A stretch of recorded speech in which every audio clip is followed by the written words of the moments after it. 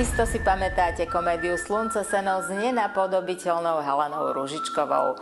40 rokov po nakrúcaní sme sa vybrali do Hoštíc a stretli sme tam aj Ružičkové zaťa Vencu Konopníka. Nespoznali by ste ho. Na Helenu Ružičkovú ako na Škopkovú z trilógie Slnce seno sa zabudnúť nedá. Přátelé, kde to sme?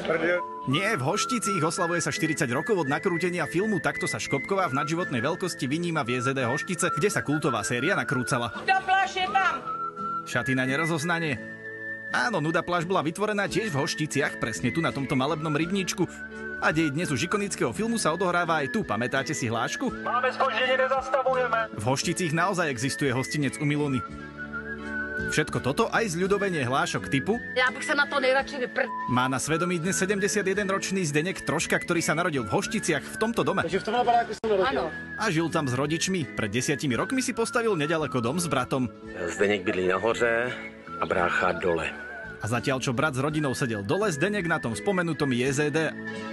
A do toho výkrik.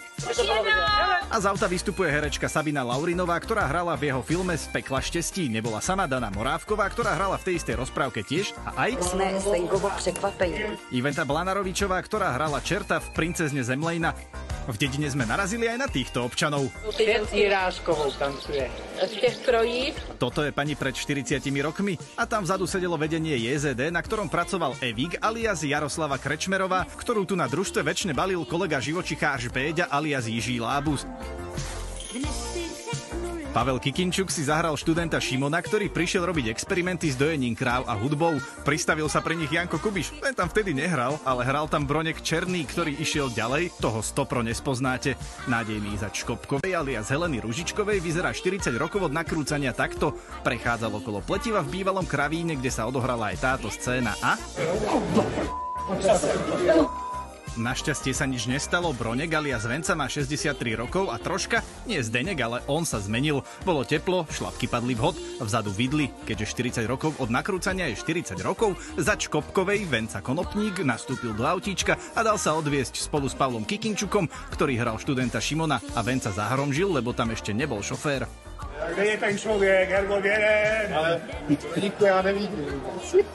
To taká babka v posteli, A kde máte ten šuter s tými peniazmi?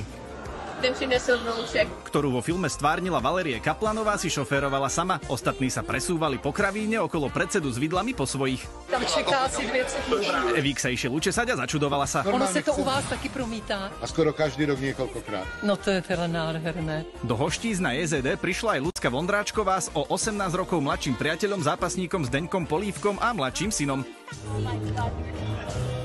A tiež svokor Simony Krajnovej a kapelník Hanky Zagorovej Karel Wagner, ktorý je autorom titulnej skladby.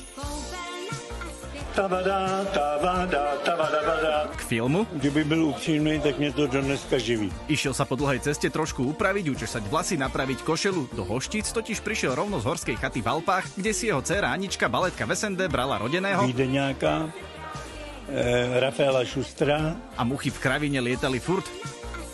Tu už moderátor zahlásil. Přivítejme Vencu Konopníka, legenda JZD Hoštice. Ten vybehol, ako by sa nič nestalo, naopak problém s kolenom mal Zdeněk. Že ten takovej chromajdl. Keď film v roku 84 schvaľovali komunisti, po premietnutí zaznelo, Řekli, že to je fekální humor a že urazil socialistického človeka. a že by ten film měl být zakázán. A do kina naň prišli 4 milióny ľudí. To je ten Oscar. Teplo, kopec ľudí a... Venca Konopník alias Bronek Černý sa vyzul pod stolom. Vedľa Hana Číšková, ktorá vo filme kupovala mlyn. Práve keď predstavovali Karla Wagnera. Karel Wagner. Po schodoch dole z pódia sa rozbehol Zdeněk Troška. Našťastie toaleta bola blízko a všetko je v poriadku. A za okamih mu už odovzdali cenu za celoživotné šírenie dobrej nálady. Medzi tým sme sa vybehli pozrieť na dom Škopkovej, tu teda akože bývala. Použičková. Oproti dom Konopníkovej a tu sa súťažilo o... To už pobavilo aj Jána Bendíka. Mnohé z postav Slnce seno inak odpočívajú na miestnom cintoríne. Takýto hrob má už spomenutá Kelišová, vlastným menom Márie Švecová. Odpočíva s manželom a bratmi. To byla pravá Kelišová. Na cintoríne v Hošticích je pochovaný aj spevák Michal Tučný, ktorý tu odpočíva s otcom. A ta ešte žije. To bola jeho manželka a rodina Pilátová. Že vám nič nehovorí? Tak sa vlastným menom volala Konopníková. Jej hrob sa nachádza len pár metrov od miestneho kostolíka. Jej manžela a vencovho otca si vo filme zahral vlastný otec režiséra Zdeňka Trošku a mamička Zdenka Trošku, pani Ružena Trošková. Tá je, v stredu uplynulo 7 rokov od jej smrti, pochovaná len pár metrov od Konopníkovej a tá si v komédii zahrala tiež mamičku doktora Káju, ktorého Ružičková chcela dohodiť tehotnej dcére Blažene.